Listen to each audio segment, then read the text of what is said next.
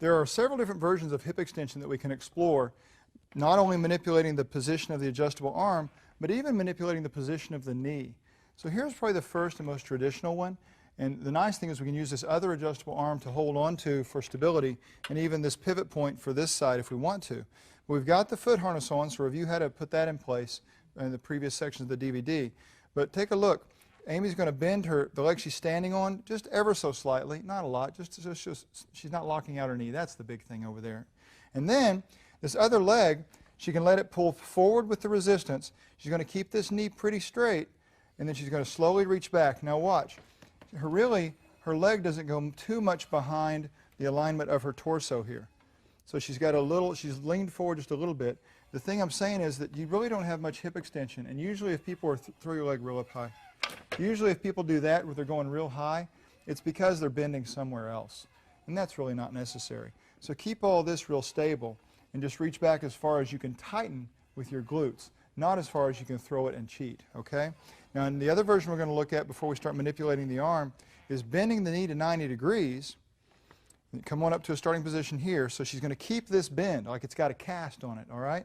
So now as she rotates through, same range of motion at the hip, actually, only she got to start a little higher because she bent her knee. But notice how she keeps that bend in the knee the whole time? So you're going to feel a little different stuff going on here. The hamstring's going to feel involved because it's keeping that bend in the knee. So it's going to be a nice variation. Now watch this. You can go ahead and rest there for a second.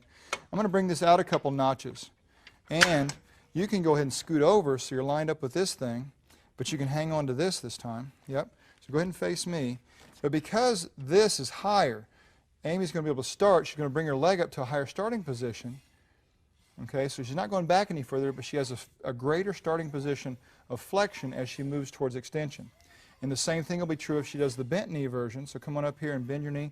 Now look how far she's starting. Okay, so that's great to be able to manipulate this adjustable arm outward and alter the range of motion so dramatically. So there's several different variations, and explore them all. But remember, the weight, you really need to keep that low because it's about control here. Go up in weight only as you can perfect and maintain the things we just discussed.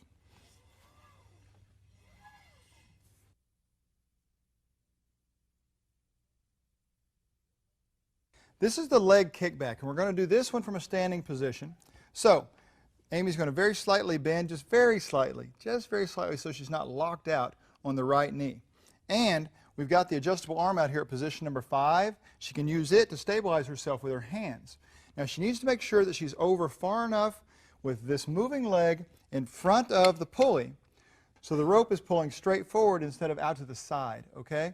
So as you're doing the exercise, you can look down and you can confirm all those things. Now, the starting position with the foot harness on the foot and the snap hook attached to the front D-ring here, she's going to come way up into hip flexion, into knee flexion, and then extend back. And she can even throw in her ankle motion if she wants, letting her toe come up as her leg comes up, and then pointing that as she goes down and back. The big trick here is to control this. You see, start out with stabilizing this spinal area so that there's no motion here. All the motion's in the lower extremity joints. And then, only after gaining tremendous control, you can start to put a little spinal extension when you go into the leg extension, and a little spinal flexion when you go into the leg flexion, but only under control. You see, if that motion of your spine is happening haphazardly, well, that's a problem. So it's not just whether that motion is happening or not, it's how well is it controlled. That's always the key. Now, this is not a spot reducing exercise. We're not going to burn the fat off the buns and that kind of thing. But this is going to create great muscle tone underneath here and the shape that everybody's looking for. Now, you've got to have all the other stuff in place, a little bit of aerobic activity to burn calories and eating right, the correct lifestyle to really see what you want to see.